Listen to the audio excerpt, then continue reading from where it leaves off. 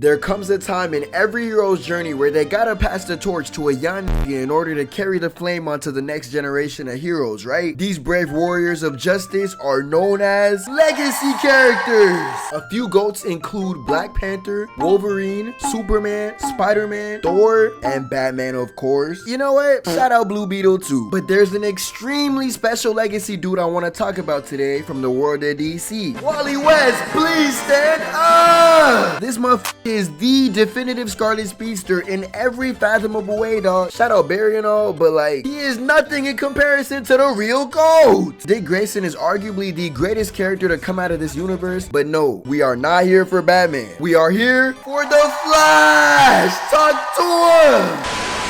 Barry Allen got turned into Keith Particles all the way back in 1985, and this dude actually stayed packed up for 23 whole years. And during his time in Otherworld, none other than Wally West took up the mantle. Now, first and foremost, this nigga has been a GOAT from the very beginning, dog. Kid Flash is easily the greatest member of any and every team he's ever been in, especially in other mediums like Young Justice and Teen Titans. Look me in the eyes and tell me the Kid Flash episodes of Teen Titans weren't the most GOATish ever. The banter between him and Jinx was mad entertaining too. She was literally trying to boom him and he did not care at all, bruh. This dude always finds a way to get his villains to like him. Well, most of the time. Plus, don't even get me started on Young Justice, bruh. He was the MVP of this entire series. And they really had the balls to pack him up too. It's crazy because his presence is still felt long after they kill him off too, which I think is a sign of great writing when it comes to booming characters. But that's all Kid Flash stuff. Wally becomes the main Flash after Barry dies, and he simply does everything better than this. First of all, peep his suits. Yeah, this first suit may look damn near identical to Barry's fit, but sometimes they be giving him the whited out eyes, which is clean. Plus the lightning bolt is a little different, you feel me? But his actual greatest suit is easily the Rebirth fit, dog. Peep. Dang! He gets to keep the hair window from his Kid Flash suit, but fuses it with his old Flash suit and replaces the gold accents with glowing silver. It's too clean! Respectfully, this one suit doodles on every suit Barry Allen ever even thought of putting on. Respectfully though. But those 23 years of Wally being the Flash bled into everywhere, not just comics. At the time of me being born, Wally West was the Flash. Barry who? It was only Big Wally. One example of this is in the form of animation as well, specifically the DC animated universe. Look, dog, this is probably the best version of like 90% of these characters, low-key. You got Batman the animated series, Superman the animated series, Status Shock, Batman Beyond, but most importantly, Justice League and Justice League Unlimited. There was no Barry Allen in this series, like ever, dog. From the moment we see this man zoom onto the screen, it's a ginger motherfucker named Wally underneath that mask. The way he carries himself as the Flash in this series is genuinely beautiful too. This man is so beloved by the people of Central City, they gave this motherfucker a whole ass holiday just to celebrate how goated he is. Don't even get me started on the time he switched bodies with Lex Luthor, bruh. This man was wilding the entire episode trying to pretend to be an evil person. That just ain't his body. What? You gonna wash your hands? No, cause I'm evil. You went live and said you pop niggas. You don't pop niggas. You went live and said you whoop niggas.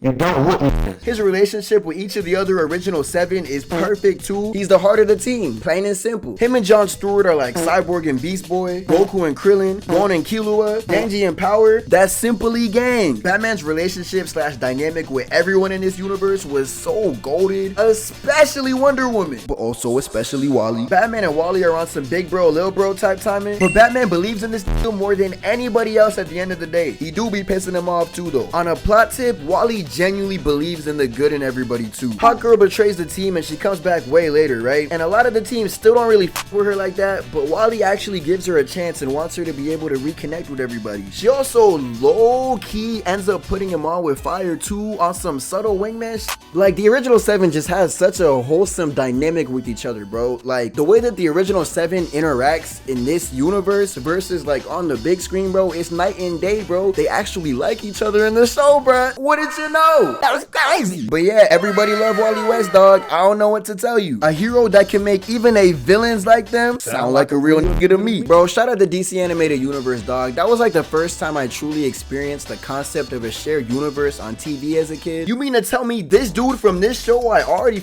with is the same version of this dude who shows up in this show? Count me in. Wally West in general is also like the most cracked speedster of all time, which is really saying something because every single one of these motherfuckers is broken. Super speed is just one of those powers that's inherently gonna be overpowered as shit. Then the writers gotta find crazy ways to nerf them, which usually contradicts the way their speed works, but hey, gotta make shit interesting somehow. But none of that nerfing shit applies to Wally, except for Young Justice. He's actually the slowest speedster in that verse, if I'm remembering right. But everywhere else, this shit is too fast. How the hell did he outrun a motherfucker using instant transmission? That literally should not be possible, but Wally is truly like that. A nigga that can beat a literal teleporter in a race is somebody that should never lose ever. I guess it does make sense why Flashes have so many villains that are also speedsters though. The only nigga that can beat you is somebody that run faster. Wally also does the thing that every truly excellent comic book character gets to do: grow up. We watched this dude go from a little nigga running fast as hell with the Teen Titans to a big nigga running fast as hell with the Adult Titans, and also the Justice League. He also gets a whole family with a wife and kids, dog. You're glad to see it. I could be wrong, but I'm pretty sure his kids get powers too, which is kind of neat. That also reminds me, this man has to be one of the most well-adjusted superheroes of all time. He's sort of been exposed to all this Flash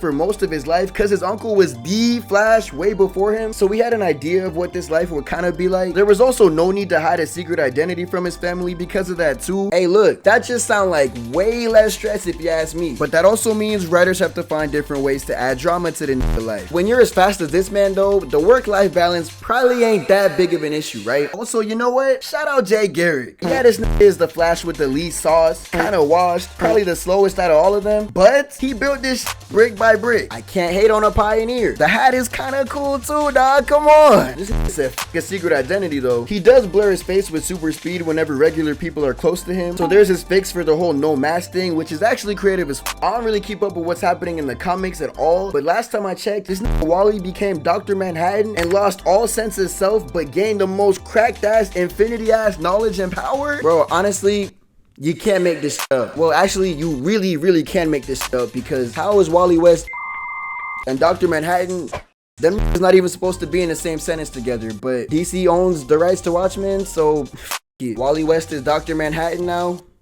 Comic books. When it comes to legacy characters though, Wally really had the crown for so long. I ain't gonna lie, if Miles didn't exist, he low-key would still have the crown. But Wally held his legacy mantle for way longer than any other character in this category has. 23 years of being the main Flash is actually kind of crazy when you think about it. Then a certain writer tried to erase Wally off the face of the earth, and Mandela effect that nigga out of all of our minds for a time. Bars. But the boy prevailed in the end. I'm hearing he getting hold right now in the comics, so maybe not. Just free this nigga Wally, please. Barry had his time in the sun. Respectfully, bro, that nigga died a hero. Let that man rest, please, for Wally's sake, and I guess Barry's sake too. You feel me? I mean, shout out Barry a little bit. You feel me? But also expecting comic books to not return to the status quo is a crazy setup, except Wally actually did become the status quo for a while. But you feel me? It truly is what it is. Even the Flash TV show, hold the ever-loving f out this man. We need an animated Flash series where Wally as the lead, dog. Please. Or look, James Gunn, please let the Flash of this new cinematic universe be Wally, dog. Please, nigga, please. Bro, put him in My Adventures with Superman if you have to, bruh. I don't care where he goes, I just need to see my dog in some peak again. It's rough out here for the Wally West nation, bro. It's rough out here for the true Scarlet Speedster, the Scarlet Speedster, because the ginger Scarlet Speedster.